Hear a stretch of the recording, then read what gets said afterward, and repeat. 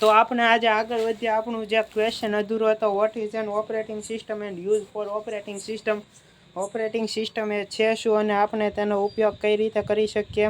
તો આપણે આગળ વધીએ તો આપણે જોઈએ તો આપણે છેલ્લા લેક્ચરમાં ક્યાં સુધી વાત કરી હતી.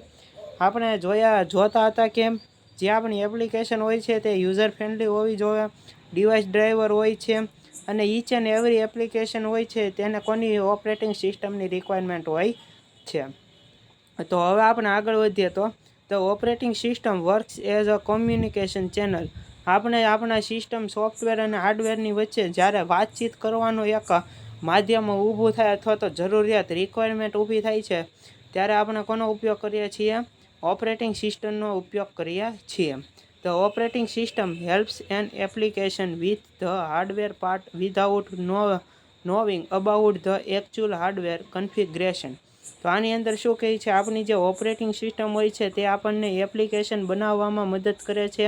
તેના હાર્ડવેર પાર્ટ છે એને આપણે જે એની જાણકારી હોતી નથી એની સિવાયમાં તેના એકચ્યુઅલ હાર્ડવેર પાર્ટની કન્ફિગ્રેશન હોય છે, તેની લાક્ષણિકતા શું હોય છે, તેને કેવી રીતે ઇમ્પ્લિમેન્ટેશન કરવું છે, તેની બેઝિક માહિતી હોય છે એ ઓપરેટિંગ સિસ્ટમ દ્વારા આપણને પ્રોવાઈડ કરવામાં આવે છે અને તેથી આપણા કામ છે એ સરળ બની જતા હોય છે. It is one of the most important part of the system and hence it is present in every device. આ ઓપરેટિંગ સિસ્ટમ હોય છે એ બધી જ જે આપણા ડિવાઇસ હોય છે એનો એક મોસ્ટ ઇમ્પોર્ટન્ટ પાર્ટ હોય છે, જેને આપણી શરીરની અંદર આપણે માનવ જીવનની અંદર કેમ હોય છે, આપણા શરીરની અંદર જે હાર્ટ હોય એટલે કે હૃદય હોય છે તે આપણું મેન પાર્ટ હોય છે. એમાં આ બધી જ જે ડિવાઇસીસ હોય છે એનો એક મેન પાર્ટ કયો હોય છે આપણે કહી શકીએ તો ઇમ્પોર્ટન્ટ પાર્ટ કયો હોય છે તો તે આપણે ઓપરેટિંગ સિસ્ટમ તરીકે લઈ શકીએ છીએ. ઓપરેટિંગ સિસ્ટમ વગર તમારે કામ કરવું છે.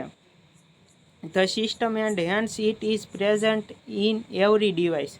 અને આ જે હોય છે સિસ્ટમ એ બધી જ ડિવાઇસની અંદર અવેલેબલ હોય છે. વેધર લાર્જ ઓર સ્મોલ ડિવાઇસ.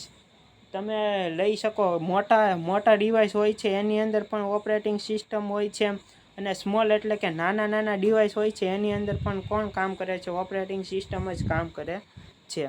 તો હવે આપણે એક ફિગર દ્વારા જોઈએ તો આપણે સરળતાથી સમજી શકીએ છીએ. યુઝર 1, 2, 3 અને n સુધી આપણે ગયેલા છીએ. એમાં યુઝર 1 એ કમ્પાઇલર છે, પછી એસેમ્બલર છે, ટેક્સ્ટ એડિટર છે, ડેટાબેઝ સિસ્ટમ છે.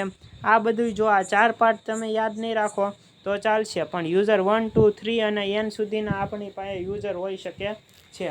તો હવે આ ફિગર શું કહેવા માગે છે? આપણી પાસે યુઝર તો છે એ લોટ્સ ઓફ છે અને એની રિક્વાયરમેન્ટ પણ જુદી છે.